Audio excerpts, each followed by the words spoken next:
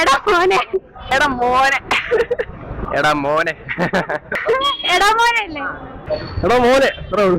എടാ മോനെ എടാ മോനെ എടാ മോനെ എടാ മോനെ എടാ മോനെ റങ്ങണ്ട എടാ മോനെ. നല്ല പടം ബ്രോ. ഫസ്റ്റ് ഹാഫും കൊള്ളാം, സെക്കൻഡ് ഹാഫിൽ ക്ലൈമാക്സ് പോർഷനും കൊള്ളാം. അത്ര സെക്കൻഡ് ഹാഫ് കഴിഞ്ഞിട്ടുള്ളതൊക്കെ ഒത്തിരി ലാഗ് ഉണ്ട്. കുഴപ്പമില്ല, വൺ ടൈം വാച്ചിട്ട് കൊള്ളാം. നല്ല ഫിയർ എക്സ്പെൻസ് ആയിരുന്നു. അടിപൊളിയ പടം. അത് അടിപൊളിയായിട്ടുണ്ട്. നമ്മൾ കാണാത്തൊരു പടത്തിന്റെ ഒരു ടൈപ്പ് റോളാണ്. നല്ല cinema, overall super cinema. Fun വാച്ചായിരുന്നു, ഫുട്ബോൾ സൂപ്പർ ആയിരുന്നു. കൊള്ളാം. പാപ്പ ശോധന എന്ന് പറയാം. നൈസാണ്. നല്ല പടമാണ്, ഭയങ്കര അടിപൊളി പടം. അടിപൊളി പടമാണ്, എല്ലാം കൊണ്ട് കൊള്ളാം. ഇല്ല അങ്ങനെയില്ല, മൂവി ഇസ് വെരി നൈസ് അല്ലെ, കൊള്ളാം, നന്നായിട്ട് കൊള്ളാം, നല്ല പടമായിരുന്നു. വിഷയം ആവശ്യം അടിപൊളിയാണ്. ഫാസ്റ്റ് ഫാസ്റ്റിലെ പ്രത്യേകിച്ച് നമ്മളെ കാണാത്തൊരു രീതിയിലാണ് സംഭവം നടക്കുന്ന വെച്ചാൽ ബിജിഎം ഒക്കെയാണ്. സുശിശാലി അടിപൊളിയാണ്, അടിപൊളി. ഈ രോമാഞ്ചത്തിലെ ഡയറക്ടർ ആണെന്നില്ല, അപ്പൊ ഇത് കാണുമ്പോൾ എനിക്ക് രോമാഞ്ചം കാണുന്ന പോലെയാണ്.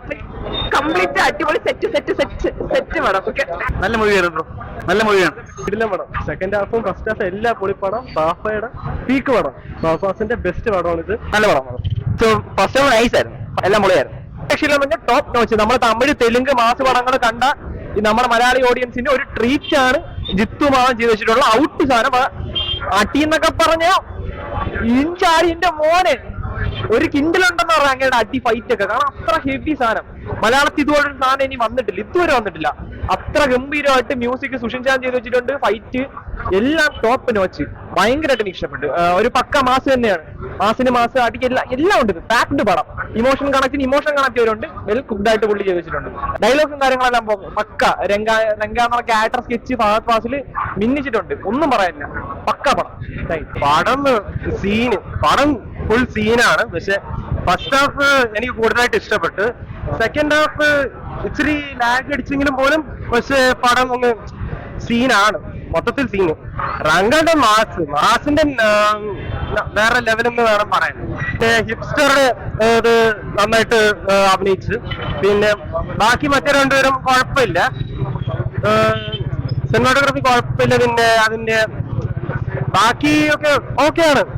പക്ഷെ മാസ് ഫുള്ള് തന്നെ സീനാണ്. പിന്നെ പടം ബോറടിക്കില്ല എല്ലാവരും, അതാ. പക്ഷെ നന്നായിട്ട് എൻഗേജ് ചെയ്യും, അത്ര തന്നെ, അതാ.